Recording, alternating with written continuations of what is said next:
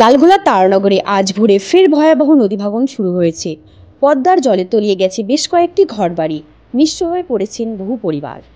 দ্রুত ভাঙনে অন্তত 15 থেকে 20টি পরিবার ঘর ছাড়া হয়ে খোলা আকাশের নিচে আশ্রয় নিয়েছে।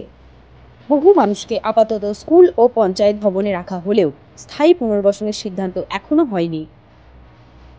স্থানীয়দের একটাই দাবি, এবার যেন সরকার স্থায়ী সমাধানের উদ্যোগ নেয়, যাতে নদী ভাঙনের এই চক্র থেকে মুক্তি মেলে আশ্রয়হীন তারানগরের মানুষদের।